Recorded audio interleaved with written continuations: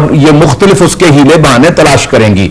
अभी तक तो खुल के इसके ऊपर डिबेट नहीं करना चाहती मुस्लिम लीग नून कि आइंदा जो निजाम है वो कैसा होगा। और मुझे ये भी समझ नहीं आई आज तक कि इन्होंने एक लफ्ज कह के जी वो बड़ी करप्शन थी इसलिए हमने डेवोल्यूशन का वो मंसूबा सारा डिसबैंड कर दिया है।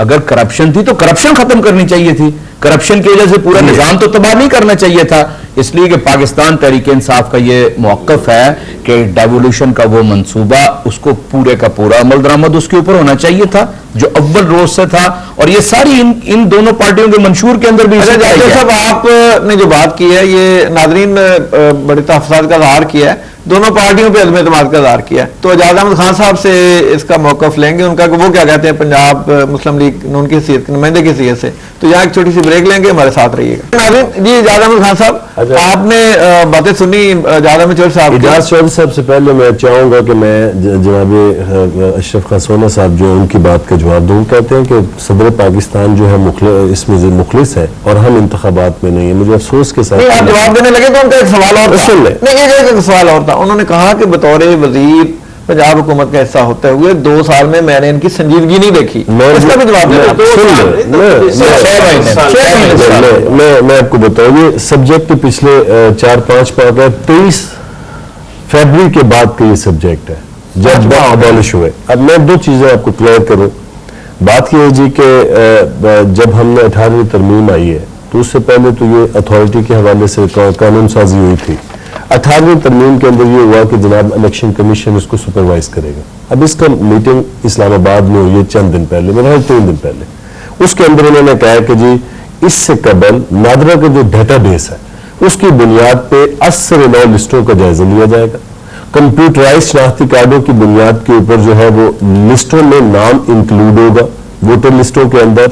और उसके बाद तमाम इंतजाम मुकम्मल करके उन्होंने कहा कि हम इसको हमें एटलीस्ट 6 माह चाहिए लिस्टें प्रिपेयर करने में और फाइनलाइज करने में। मेरी बात सुन ले, हमने भी पंजाब में भी उस मीटिंग के अंदर मौजूद थी और पंजाब ने ये कहा कि जो इलेक्शन कमीशन के पास ऑलरेडी लिस्टें मौजूद हैं, अगर उनके ऊपर कौमी असेंबली और सूबाई असेंबली के इंतखाबात हो सकते हैं तो फिर इसके पे कराने के लिए भी गौर किया जाए। सो एक मीटिंग हुई है, ये का टेस्ट तो नहीं है ना जी? एब्सोल्युटली नहीं, एब्सोल्युटली मैं क्लैरिफाई कर दूं। आज तहरीक इंसाफ के नुमाइंदे जो भी ये कहते हैं कि जनाब हम पब्लिक को फेस करने की बात करते हैं, तो जनाब नोट फरमा लीजिए, पाकिस्तान की सारी पॉलिटिकल पार्टीज में से मियां नवाज शरीफ जो है वो वाहिद लीडर हैं जिन्होंने ये कहा है कि अब अदालतें असेंबली के मेंबरान की क्वालिफिकेशन का फैसला उन्हें करने की जरूरत नहीं है। हमने सबकी इसनाद लेकर जनाब ये जो ग्रांट कमीशन है हायर यूनिवर्सिटी का, हमने उनको भिजवा दिए। उन्होंने ये कहा है कि वॉलंटरीली जो बंदा जो है वो ग्रेजुएट नहीं है फौरी तौर पे असेंबलियों से रिजाइन करे तो फिर क्या होगा। लेकिन अमल दरामद सुन लेना, अभी तो 2 दिन पहले की बात है, अमल दरामद रातों रात नहीं होते। होता क्या है, हमने तो उसके ऊपर उसकी वेरिफिकेशन के लिए भेज दिया। उसके बाद क्या हुआ आपने नहीं भेजा, हमने अपने लेवल पे अपनी पॉलिटिकल पार्टी अपनी पार्टी के जो नुमाइंदगान है उनका भेजा है। और अगली बात सुन ले, उसके बाद हम पब्लिक को फेस करने जाएंगे डेफिनेटली। हमने पहले भी जितने बाय इलेक्शन हुए हमने फेस किया है पब्लिक को और अल्हम्दुलिल्लाह विजन क्या था। बात कर रहे हैं और हाई कोर्ट में आपके 2 जो कैंडिडेट है वो तो बजट है कि हम ठीक है जी, ऐसे सुना था कि जी वो उनका अपनी पोजीशन को क्लियर करें, डिफेंड करें। यूनिवर्सिटी ने कह दिया है कि आपकी डिग्री जल्द। मुझे ये मैं अपनी बात कंक्लूड करने जा रहा हूं। मैं आपको लीडरशिप के विजन की बात करता हूं। यहां पे पंजाब में हमारी हुकूमत है, हमारी हुकूमत के जो इकदामात हैं वो बहुत वाज़ेह हैं कि हमने ट्रांसपेरेंसी मेरिट को आगे बढ़ाया है, हमने अवाम के मसाइल के हल के लिए संजीदा कोशिशें की हैं, सूबा के अंदर तालीम के कल्चर को प्रमोट किया है, हमने सेहत की जो अच्छा साहब, ये एक सवाल इनसे और पूछना है। ये आपने कहा कि आपकी क़यादत का विजन बड़ा क्लियर है जी। आपके मरकजी कायद का मौकफ तो ये आ गया कि 2 दिन में इस्तीफे दे दें या 10 दिन में दे दें, जान छोड़ दें, लेकिन साथ ही आपके वज़ीर आला पंजाब का ये बयान भी सभी अखबारात में छपा, ये कि जाली डिग्रियां जो है ये उससे कोई बड़ा केस तो नहीं है कारगिल से? देखें, उन्होंने एक जब कंपैरेटिव डिस्कशन होती है तो एक मिसाल के तौर पे बात की है। उन्होंने कोई कायद मुस्लिम लीग की बात को निगेट नहीं किया। बात यह है कि देखें ना, आज ये बात बुनियादी हक जो है ये तस्लीम कर लिया गया। हर पाकिस्तानी शहरी जो है वो इंतखाबात में आ सकता है और ग्रेजुएशन जो है बलदियाती इदारों में करप्शन है।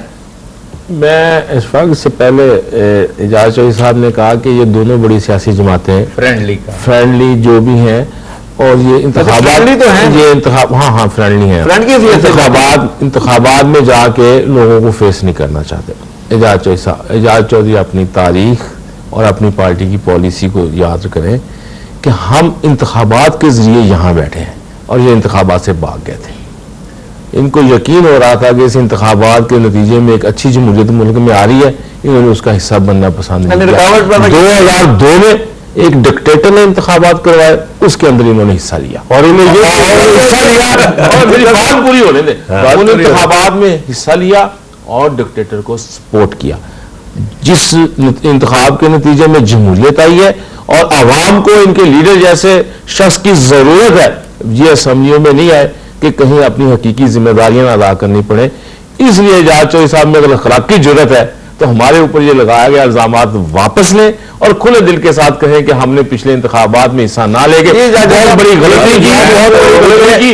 और फिर एक मुझे खत्म करने दे, और अब ये चूंकि बलदियाती इंतखाबात ये ज़िमनी इंतखाबात में जा रहे हैं तो मैं समझता हूं कि अपनी ही पॉलिसी की नफी कर रहे हैं। एक बात करना पड़ेगा, इसका एक बात का इजाफा कर रहा है जी। मैंने भी इनको ये भी एजाज हासिल है, हमारे ऊपर इन्होंने इल्जाम लगाया कि हमने आमरीयत की सपोर्ट ली।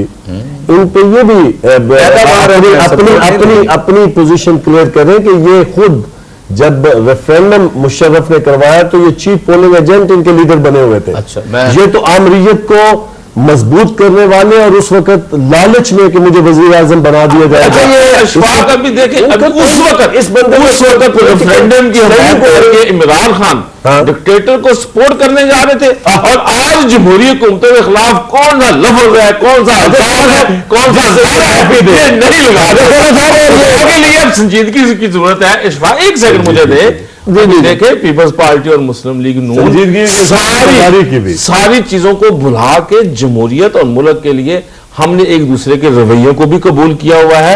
हम बर्दाश्त भी कर रहे हैं, हम दरगुजर भी कर रहे हैं और एक दूसरे को सपोर्ट कर रहे हैं सिस्टम के लिए।